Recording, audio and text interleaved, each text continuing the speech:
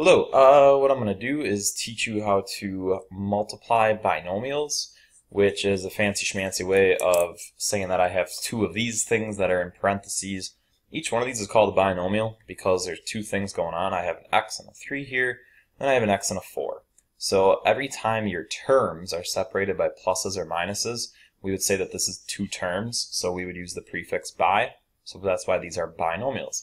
So what we're going to do is multiply these. But what I'm going to do is kind of use a visual, which is what's over here, and we're going to think about it more like its area. So if you remember, if I just have a box and I wanted to find the area, we would always take our length times our width, and that would give me the inside of this whole shaded region. So what we're going to do then is kind of apply that sort of logic. I'm going to say, if I'm doing x minus 3 and x plus 4, I'm going to label the left side of this diagram as the length of x and negative 3. And then the top is a length of x in positive 4. So notice you don't have to write the plus sign for the plus 4. You don't have to write the minus sign. You're just calling 3 negative instead. So what you're going to do is find the area of each individual box. So anytime you have a number multiplied it by itself, that is that number squared. So this first box is x squared. And then this box, I have a length of x and a width of 4. So 4x. This one, I have a width of x and a length of negative 3, so negative 3x. And then lastly, I have a negative 3 times 4, so that's 12, negative 12. So what you want to do then at the very end of this is just add up all of your terms. So I have x squared plus 4x minus 3x minus 12.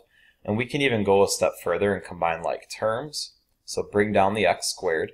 I have one of those x's, and then minus 12. And that is your final answer. So what it represents is the entire area of this whole big square here, but it also represents the product of these two binomials. With this one, notice I have a different coefficient for x. I have a 2 in front this time, but you're going to separate it the same way. Say 2x here, and you put your 1 here. Again, you don't have to use a plus sign. And then I would have an x, and you don't write the negative or anything in the middle. You just call it negative 3. So 2x times x is 2x squared. 2x times negative 3 is negative 6x. I have 1 times x, which is x. And then 1 times negative 3, so negative 3. So then again, what you're going to do is add up all the 4 little boxes that we have. So 2x squared minus 6x plus x minus 3, and combine those two like terms. So 2x squared minus 5x minus 3. And again, that is the product of two binomials. If I were to do it without the diagram, just to give you a show of this, I would really think about it like I'm doing one term at a time, and all you're really doing is distributing one term at a time.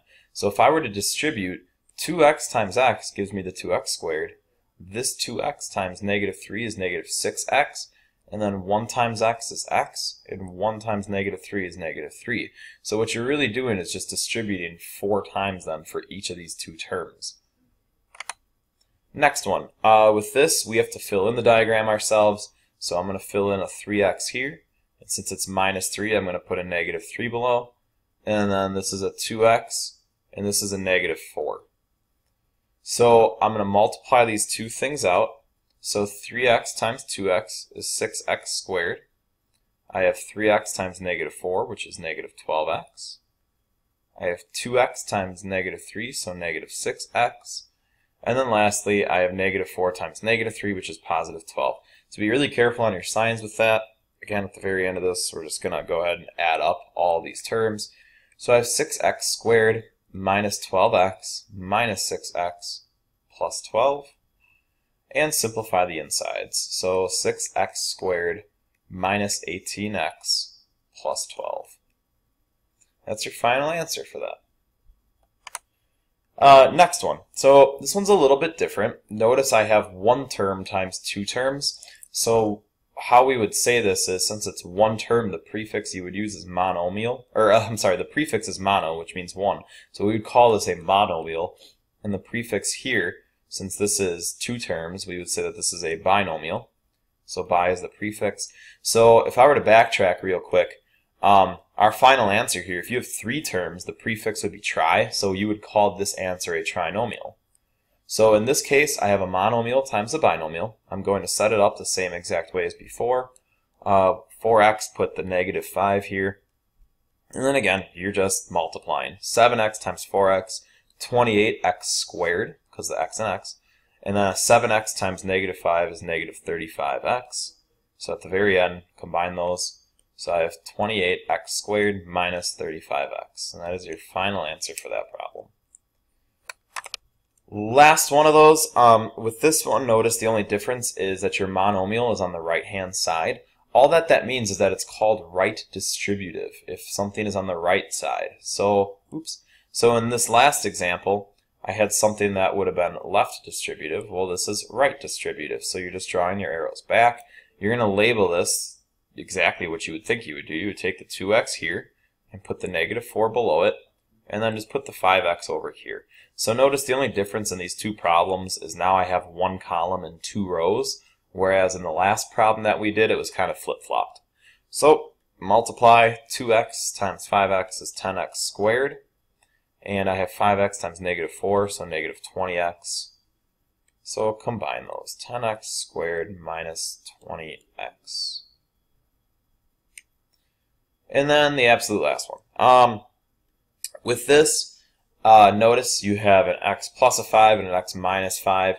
Something kind of cool will happen on this problem. So let me just organize this. I have an x plus and an x minus. And now you're going to start multiplying. So x times x, x squared. X times -5, -5x. I have an x times a positive 5, so positive 5x. And then 5 times -5, -25. So add up your like terms, or I'm sorry, add up all of your terms, combine them, and notice what happens in this problem then. You have a positive 5x and a -5x, so it really is going to come out to 0. So instead of writing that, we're just going to cross them off then, because they will cancel each other out. So you are left with x squared minus 25. And that's one of these patterns we're going to focus on a little more afterwards. But it's just kind of cool to see that right now, that again, those middle terms will cancel out. So let me just give you a little extension of this. If you were to multiply any two numbers, let's say I wanted to do 23 times 35. And you did not, let's say you did not want to use the old area model, or I'm sorry, you did not want to use the old traditional model of multiplying.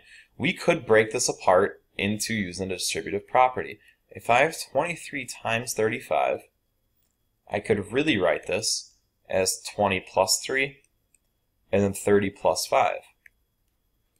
So nothing really complex there. I'm breaking apart 23 into 20 plus 3, and a 35 into 30 plus 5. So now I'm going to make my area model. So draw your box, and then we'll label.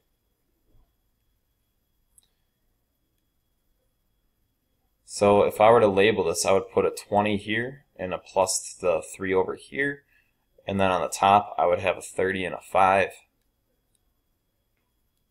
And then you're going to multiply this out. 30 times 20, since it's 3 times 2, that'd be 6, so 600.